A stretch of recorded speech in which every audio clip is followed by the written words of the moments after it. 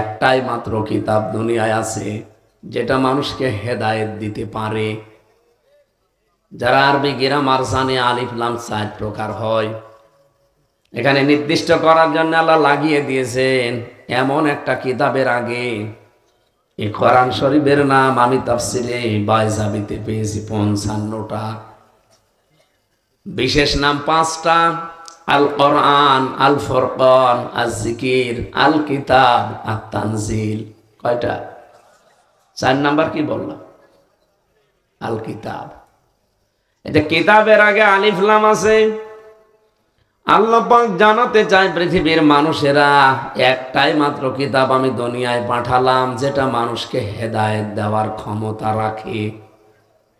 যদি আপনার মন থাকে, আপনার মন না থাকলে জোর করে আপনাকে কোরআন হেদায়েত দিয়ে জান্নাত দিয়ে নিয়ে যাবে, অত দায় আল্লাহর পড়ে নাই কি? অত দায় পড়ে গেছে? এই যে সূর্যের কাজ আলো দেওয়া, পৃথিবীতে সবাই কি সূর্যের আলো পায়? কে বললো যেন না? না, ঠিকই বলিস। বাকি যারা বলেছিলেন আন্দাজে বলেছে। সবাই সূর্যের আলো পায় না, সবাই পায় না। অন্ধ যারা, ওরা আলো পাবে। এখন দোষ কি সূর্যের না ওর চোখের? চোখের। এই চোখের ভেতরে ৭০,০০০ রগ তার যাই বলেন, এগুলো আমার আল্লাহ মাথার সাথে জোড়া লাগিয়ে রেখেছেন। আপনি কম্পিউটার এখানে ভিড়ান, আপনাকে আমি একটা একটা করে দেখাতে পারবো। ফ্রন্টাল লব আছে, অক্সিপিটাল লব আছে, প্যারাইটাল লব আছে, মোটর কর্টেক্স আছে, সেন্সরি কর্টেক্স আছে, লব আছে। এক একটার সাথে তারগুলো যখন শুধু চামড়া ফেলে দেন, মনে হবে বিশাল ইঞ্জিনিয়ার আপনাকে একটা বিশাল জিনিস বানিয়ে রেখেছে। এই যে চোখের সাথে যে তারগুলোর কানেকশন আছে,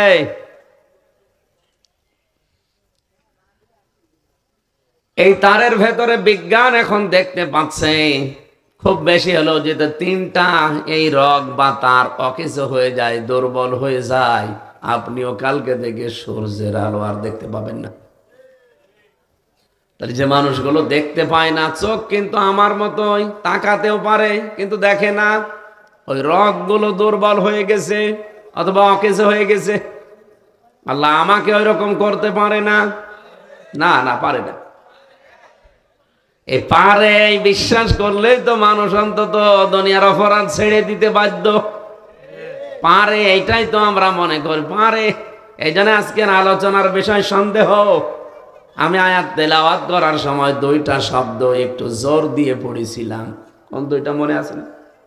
সুম্মা লাম ইয়ারতাবু, এটা আমি ডবল পড়েছি, আর একটু জোর দিয়ে পড়েছিলাম কারণ আজকের আলোচনার বিষয় এইটা।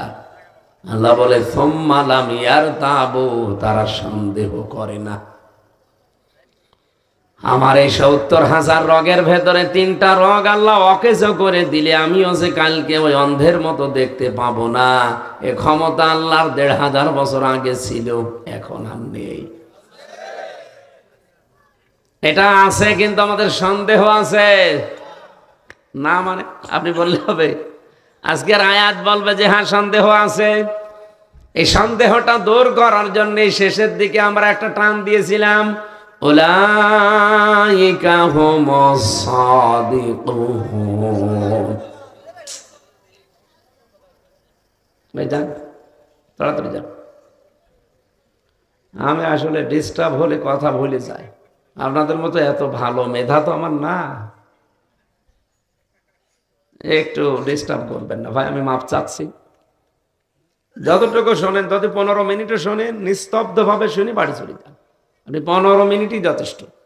এ পৃথিবীতে সবচাইতে বেশি বক্তব্য দিয়েছিলেন মুহাম্মদুর রাসূলুল্লাহ। তার উপরে এত সুন্দর বক্তব্য আজ পর্যন্ত কেউ দিতে পেরেছে? কেউ পারবে?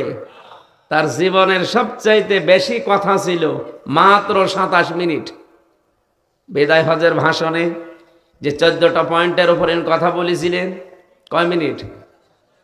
এই 27 মিনিটে কি এমন কথা বললেন? আমি 14টা পয়েন্ট আমি মুখস্থ এখন সূরা ফাতিহার মতো শুনিয়ে দিতে পারবো, কিন্তু এর ভেতরে আল্লাহর নবী যা বলেছিলেন ওই 27 মিনিটে, কিয়ামত পর্যন্ত মানুষ শুধু এখান থেকে নিতেই থাকবে, শেষ হবে না। কি বলেছিলেন আপনি বলেন তো?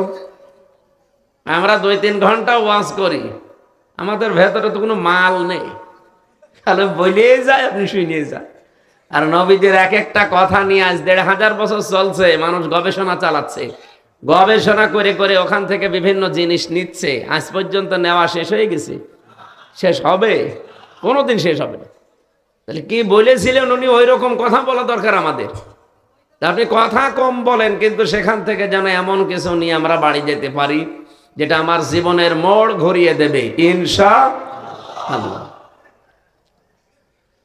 আমার যে কথা ছিল আল্লাহ রাব্বুল আলামিনের, নবীজির, এই দুইজনের কথার উপর কোনো সন্দেহ যেন আমাদের না আসে। আল্লাহর দৃষ্টিতে আমরা সত্যবাদী, এই শব্দটা সারা জীবন শুনছি যে সত্যবাদীদেরকে আল্লাহ ভালোবাসে, সত্যবাদীদেরকে সবাই ভালোবাসে। কিন্তু কি এটা কি? শুধু সত্য কথা বললেই মানুষ সত্যবাদী হয় না। এ পৃথিবীতে অমুসলিমদের সাথে আমি যখন মিশেছি, বাইরের দেশগুলোতে যে খ্রিস্টানদের সাথে, ইহুদিদের সাথে, বৌদ্ধদের সাথে, আমি বহু দেশে তাদের সাথে মিশেছিলাম। তাদের অন্য গুণ যাই হোক, একটা গুণ আছে, মিথ্যা কথা বলে না। এখন যদি প্রশ্ন করেন তাহলে ইসরায়েলের একই ইহুদি নাকি?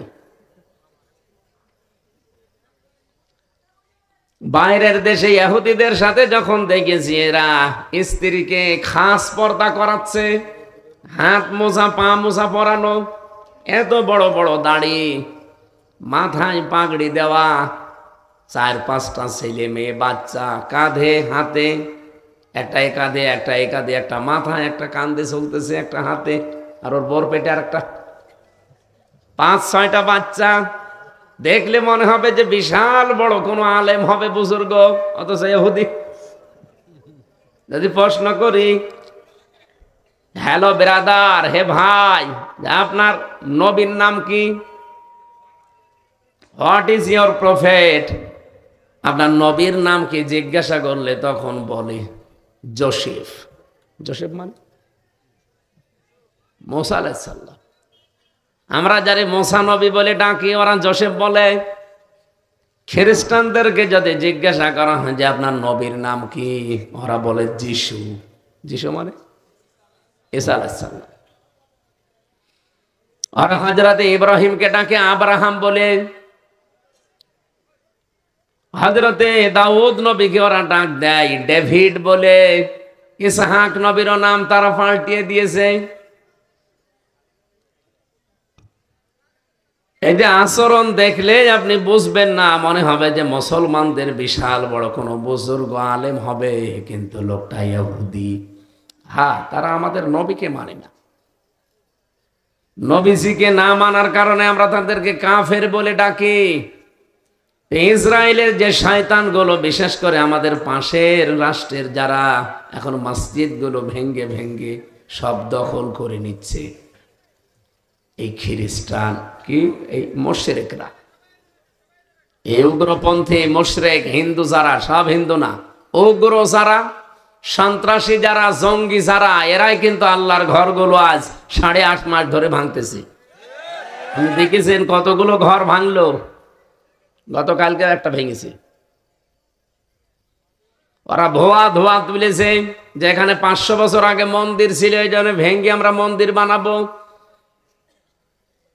হিন্দু ধর্ম যে কোনো ধর্মই না, বিশেষ করে উগ্রতা, সন্ত্রাসী, জঙ্গি ধর্ম, এটা আজ বিশ্বের 257টা রাষ্ট্রে প্রমাণ হয়ে গেছে। মাইক্রোসফট নাম শুনেছেন? রিপোর্ট দিয়েছে যে এই পৃথিবীতে 257টা রাষ্ট্র আছে, সবচাইতে বেশি মিথ্যা কথা বলে ইন্ডিয়া। যদিও জোরে বলা যাচ্ছে না, কারণ পাশের বুবু আবার যে আছে ওখানে, জোরে বললে তো বুবু আবার কষ্ট পাবে।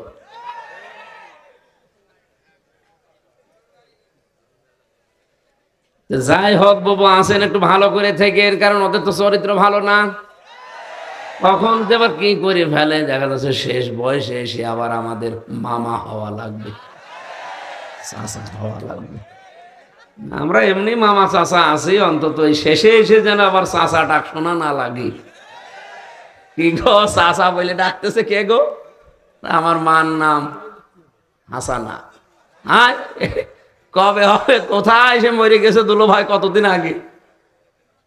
না, নতুন দুলা ভাই ছিল না। এতদিন ওরা এই কথায় আমাদেরকে শোনাইতো যে আমাদের স্বামী স্ত্রীর সম্পর্ক। স্বামী স্ত্রীর সম্পর্ক হয় কি করে বলেন তো? এটা শয়তানও বিশ্বাস করবে, আর শয়তানও মানবে না, কারণ দাদা তো এখনো মুসলমানই হয়নি। এখন যদি দাদার মুসলমানি দেওয়া লাগে, এই বয়সে আপনি হাসাম পাবেন কোথায়? দাদার যে বয়স, এই বুড়ো বয়সে যদি মুসলমানি দেওয়া লাগে, হাসাম লাগবে বুড়ো। আর বুড়ো হাসামের তো এমনি হাত পা কাঁপে। দেখা যাচ্ছে ছুরি হাতে দেবেন, আগা কাটতেছে গোড়া কেটে। জীবনের মতো দুলা ভাই হওয়ার স্বাদ মিটে যাবে, কারণ আমাদের বুবু তো মুসলমান। আর মুসলমানের সাথে কোনো কাফেরের বিয়ে হতে পারে? মুশরিকের? হ্যাঁ, হতে পারে যদি সে মুসলমান হয়। তাহলে তারা আগে মুসলমানি দিয়ে কালেমা মালেমা পড়িয়ে এরপরে বিয়ে শাদী। এই জন্য জোরে কিন্তু বলতেও পারছি না এই মুশরিকদের। একটা রত্ন সেখানে পড়ে আছে।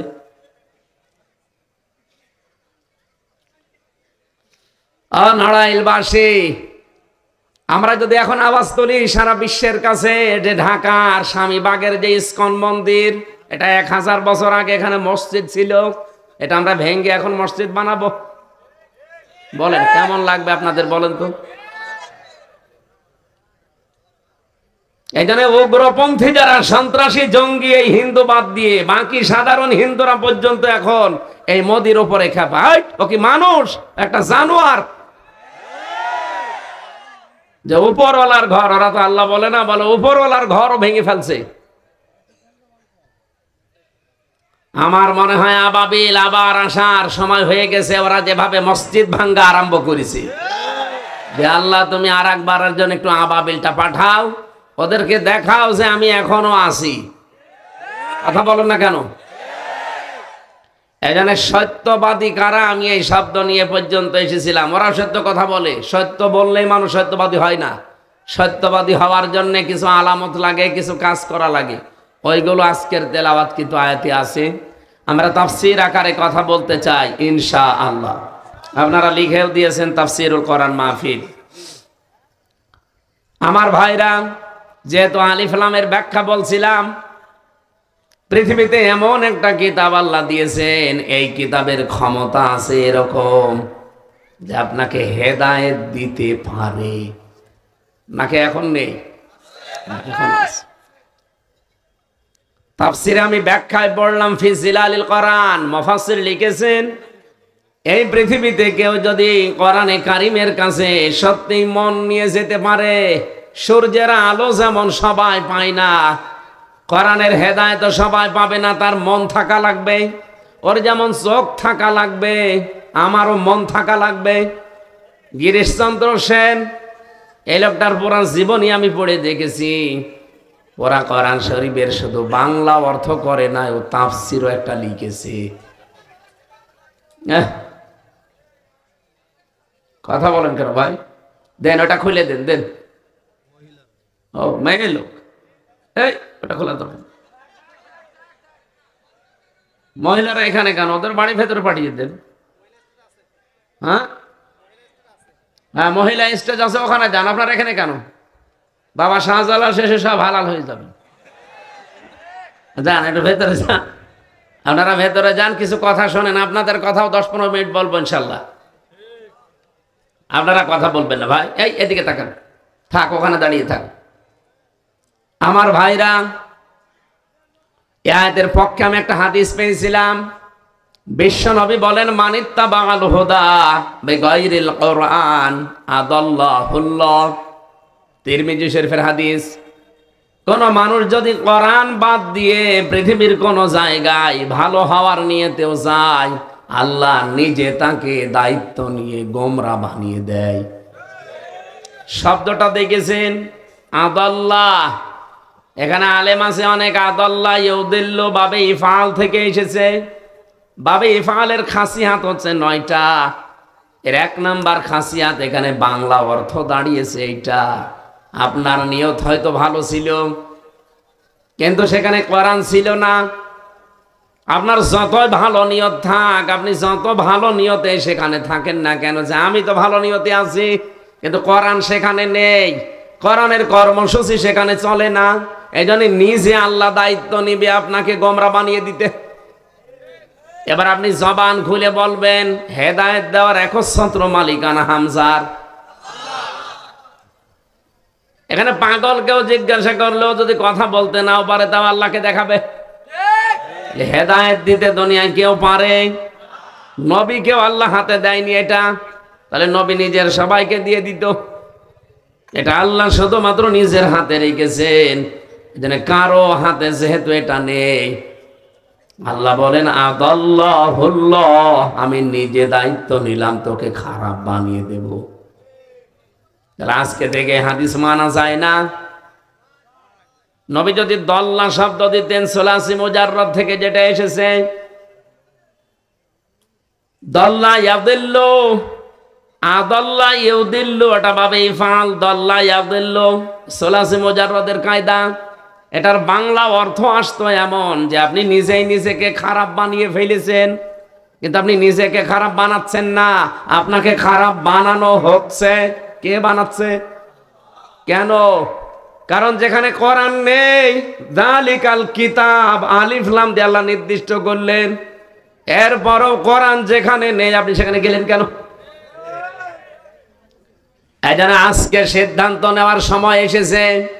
এই ময়দানে শুধু আসা আর চেহারা দেখানো না, কিছু নিয়ে বাড়ি যাওয়া লাগবে।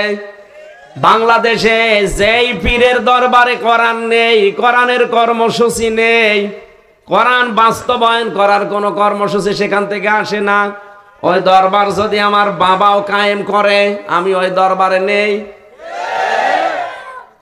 এ পর্যন্ত ঠিক থাকবে তো?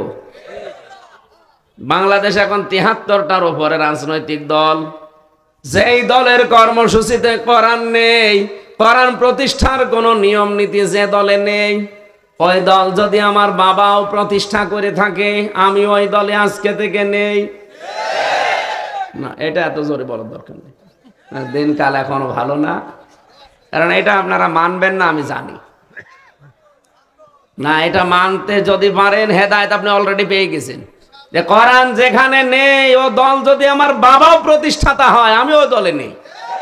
কারণ আমি আমার ভালো হওয়ার নিয়তেও যদি থাকি, যে না দলটা তো ভালো, কাজ কারবার ভালো, কিন্তু কোরআন শরীফের কোনো কর্মসূচি সেখানে নেই, আমি যদি ভালো নিয়তেও থাকি, আমাকে খারাপ বানাবে কে?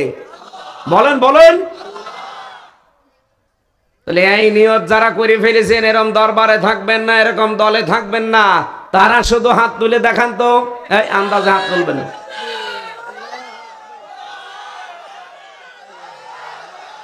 আলহামদুলিল্লাহ, আমি জানি অনেকে হাত তোলেনি, আমি দেখেছি, অসুবিধা নেই।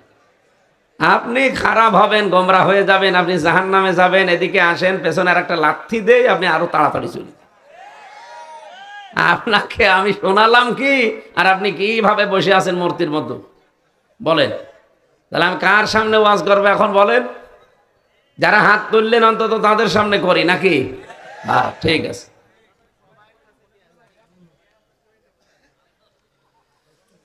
যেহেতু এমন কিতাব আমরা শুনতে এসেছি, আল্লাযীনা ইয়াসতামিউনাল কাওলা ফায়াত্তাবিউনা আহসানা উলাইকাল্লাযীনা হাদাহুমুল্লাহ ওয়া উলাইকা হুম উলুল আলবাব।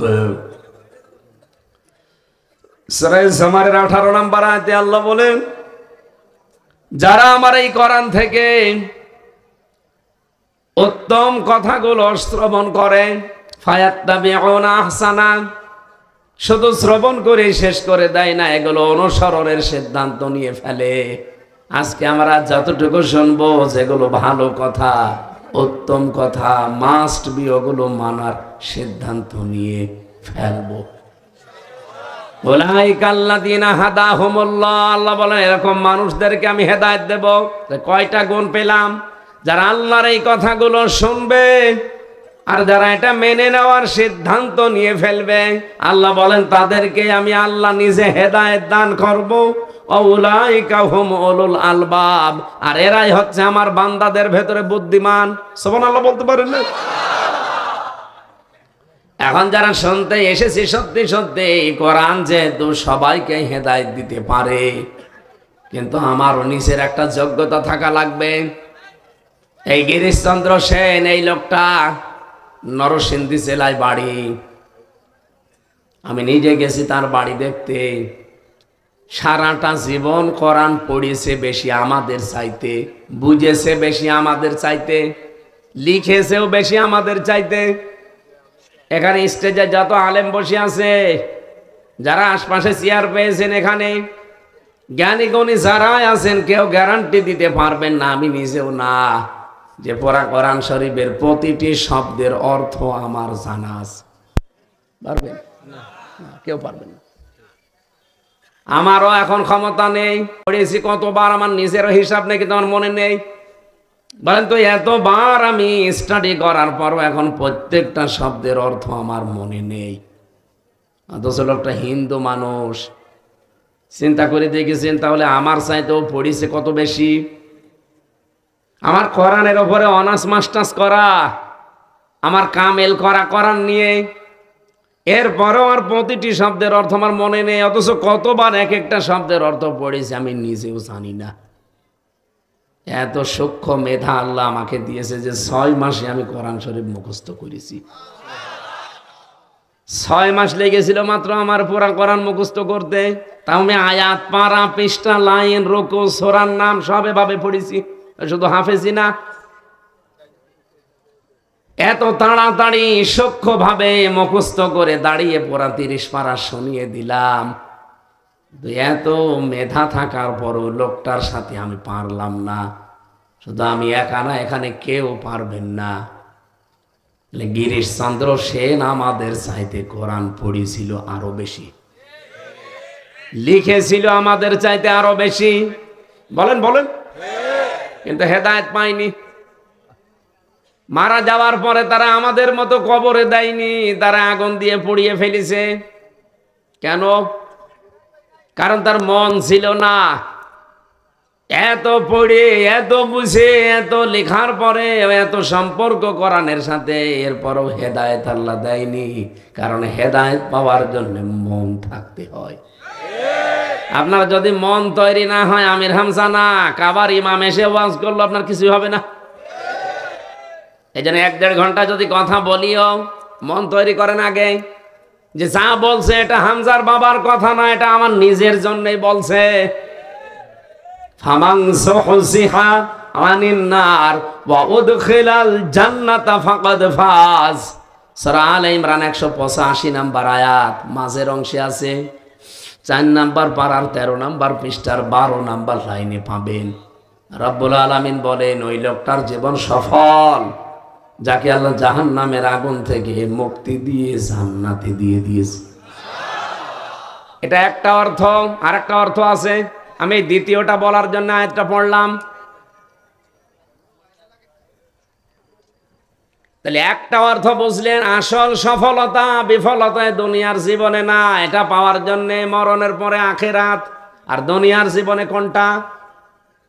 রব্বুল আলামিন যেহেতু ফাকাদ ফাজ দিয়েছেন, দুনিয়াতে আপনি যখন দেখবেন জাহান্নামের যে কাজগুলো আছে, এগুলো আস্তে আস্তে আপনি ছেড়ে দিতে পারছেন, আর জান্নাতের কাজগুলো একটা একটা করে ধরতে পারছেন, তখন বুঝবেন আল্লাহ আপনার জীবন সফল করে দিচ্ছে। আপনি নিজের সাথে মেলান তো। আগে চুরি করতেন, এখন করেন না। আগে নামাজ পড়তেন না, এখন পড়েন। আগে বোনকে ফাঁকি দিয়েছিলেন, এখন আর দেন না। আগে স্বামীকেও ফাঁকি দিয়েছিলেন, এখন আর দেন না। আস্তে আস্তে যে ফিরে আসতেছেন, আপনি বিশ্বাস করতে পারেন আল্লাহ আপনার জীবন সফলতার দিকে নিয়ে যাচ্ছে। আল্লাহ হেদায়েত দিচ্ছে কিনা আপনি নিজেই তার প্রমাণ। আমার কাছে এসে জিজ্ঞাসা করা লাগবে না। আপনি কি নিজের দিকে তাকাবেন আর মনের দিকে তাকিয়ে দেখবেন আপনি আসলে হেদায়েত পাওয়ার যোগ্য কিনা। যেহেতু এত বড় দামি নিয়ামতটা আল্লাহ যারে তারে দেয় না, আল্লাহ পাক এটা দান করে তাদেরকে যারা এটা পাওয়ার যোগ্য। আমাকে এমন ভাবে তৈরি করা দরকার এখন থেকে, আল্লাহ যেন দয়া করে এত বড় নিয়ামত হেদায়েত আমারে দান করে দেন। আমরা যেহেতু কোরআন শুনতে এসেছি, কোরআনে কারীম সম্পর্কে যে কথাটা জানালাম, এক কথা জবাব দিচ্ছি, এদিকে তাকান। হেদায়েত দেওয়ার একচ্ছত্র মালিকানা তাহলে কার? আর ওই ক্ষমতাটা আল্লাহ কাকে দিয়েছেন? কোরআনকে। বলেন বলেন। এর ভেতরে পাওয়ার আছে, কিন্তু আমার একটা জিনিস থাকা লাগবে, মন। আমার মন তৈরি হলে আল্লাহ আমাকে দেবে, মন তৈরি না হলে জীবনও আমাকে দেবে না। হ্যাঁ, উপকার কিছু হয়তো কোরআন মেনে নিলে আমি পাবো, যেটা কাফেররাও পায়। আপনি আমেরিকার দিকে তাকান, ওরা কোরআন আল্লাহর কিতাব বিশ্বাস করে না, কিন্তু এই কোরআন থেকে তারা রাজনৈতিকভাবে, পারিবারিকভাবে, সামাজিকভাবে কিছু নিয়ম নীতি মেনে নিয়েছে। এজন্য কোরআনের উপকার তারাও পায়। কোরআনে আছে আর রিজালু কাওয়ামুনা আলান নিসা, এ পৃথিবীতে নেতৃত্ব দেবে পুরুষ আর মেয়েরা হবে তাদের আজ্ঞাবহ। এটাকে আমি বানালাম। সূরা নিসার 34 নম্বর আয়াতের প্রথম অংশে আছে, 5 নম্বর পারার 2 নম্বর পৃষ্ঠার 10 নম্বর লাইনে পাবেন। এই আয়াতটা হয়তো আমরা বিশ্বাস করি কিন্তু মানি না। আমেরিকা আজ 236 বছরে আয়াতটা মেনে চলছে। এই জন্য ট্রাম্পের মতো একটা মাতালকে তারা দায়িত্ব দিয়েছে, কমলা হ্যারিসের মতো একটা বড় শিক্ষিতা মেয়েকে দেয়নি। কারণ পুরুষ হবে নেতৃত্বদাতা, নেতা। নেতৃত্ব দেওয়ার জন্য পুরুষকে আল্লাহ বানিয়েছে, আর মেয়েরা হবে তাদের আজ্ঞাবহ। ওরা জাতে মাতাল হলো তাহলে ঠিক আছে। আয়াতের ব্যাখ্যায় একটা হাদিস পড়েছি, লা ইয়াফলিহা কওমুন আল্লাহু আমরহুম ইমরাতুন। ওই জাতি কখনো সফল হচ্ছে না, হবে না, যেই জাতির নেতৃত্বে আছে কোন মহিলা। দেখেন তো, ওরা মাতাল না, জাতে মাতাল, তাহলে ঠিক আছে। এই জন্য তো পৃথিবীতে দাঁড়িয়ে আছে। আর আমরা জাতেও মাতাল, তাহলেও মাতাল। 54 বছরের ভেতরে আপনি বলেন নিজের বিবেক দিয়ে এই দেশটা নেতৃত্ব দিয়েছে, চালিয়েছে পুরুষ মানুষ বেশি না মহিলা? এমনকি বিরোধী দলেও যারা ছিল তারাও মহিলা। এমন বিরোধী দলীয় নেত্রী পেয়েছিলাম, আমার মনে হয় ঠেলা দেওয়া লাগে না, আগেই পড়ে যায়। রওশনের সাথে এর যা শরীরের অবস্থা, একে বিরোধী দলীয় নেত্রী হওয়ার মতো। আমার ভাইরা, আমি যে কথা বলতে চাই, ওরা কোরআন মানে না, বিশ্বাস করে না, কিন্তু যতটুকুই দেখাচ্ছে ততটুকু উপকার পেয়েছে। ওদের পারিবারিক জীবনের দিকে তাকান, বিয়ে আল্লাহর হুকুম, রাসূলের সুন্নাহ। ওরা কোরআন মানে না, কিন্তু এইটা একটু মেনে নিয়েছে। এই জন্য আজ বিশ্বের বিভিন্ন দেশে বিয়ে শাদীর বিকল্প আর কোনো কিছুতে যে মানব সভ্যতা টেকে না, এটা প্রমাণ হয়ে গেছে সামাজিক জীবনে। বাইরের দেশগুলোতে আমি গিয়ে দেখেছি, ওরা এত উন্নত, কিন্তু রাত 9টা, 8:30, 9টার পরে আর মার্কেটগুলো খোলা রাখতে পারে না। এশার আজান আমরা দেই 8:30টায়, 8টা, 8:30টায় ওদের দোকানঘাটও সব বন্ধ হয়ে যায়। এত সিসি ক্যামেরা, এত উন্নত প্রযুক্তি, এত পাহারাদার, তারপরও ওরা পারে না কন্ট্রোল করতে। এই জন্য সন্ধ্যা নামার পরে বন্ধ করে দেয়। আর আমাদের বাংলাদেশে নরসিংদীর দিকে তাকান, বাবুরহাট, কাপুরের হাট, রাত 12টা, 1টা, 2টা, 3টা নেই, সারা রাত চলছে, কোটি কোটি টাকার বিক্রি হচ্ছে, কোনো চিন্তা নেই। হ্যাঁ, কিছু চিন্তা তো আছে, শুধু কোরআন না থাকার কারণে। এটা যদি থাকতো তাহলে 24 ঘন্টায় আপনার কাছে দিনের মতো মনে হতো। আমি মালয়েশিয়া বাংলাদেশের চাইতে প্রায় 5 ডবল বড়। এই মাথা থেকে ওই মাথা 3000 কিলোমিটার, 4000 কিলোমিটার গাড়ি নিয়ে আমি রান করেছি। দিন নেই রাত নেই, এই মাথা থেকে ও মাথা, আমার মনের ভেতরে একটা সেকেন্ডের জন্য কোনো ভয় আসে নাই, শুধু আল্লাহর ভয় ছাড়া। কারণ কোনো ডাকাতি নেই, কোনো ছিনতাই নেই। মালয়েশিয়া বিশ্ববিদ্যালয়ে যাবার পরে কিছু ছাত্র ভাইরা এসে বলছে, হুজুর এই যে মোবাইলটা এখানে পড়ে আছে, যদি এর পাশ দিয়ে বাংলাদেশ আর ভারতের কোনো লোকজন না যায়, এখানে সারা জীবন মোবাইল পড়ে থাকবে। 120টা দেশের ছেলে মেয়েরা এখানে আছে, শুধু বাংলাদেশ আর ভারতের লোক না গেলে মোবাইলের কিছু হবে না। কিন্তু এই দেশের লোক যদি যায়, মোবাইল আর থাকবে না। নিজেকে খুব ছোট মনে হচ্ছিল, আল্লাহ প্রথমে বাংলাদেশের নাম বলল।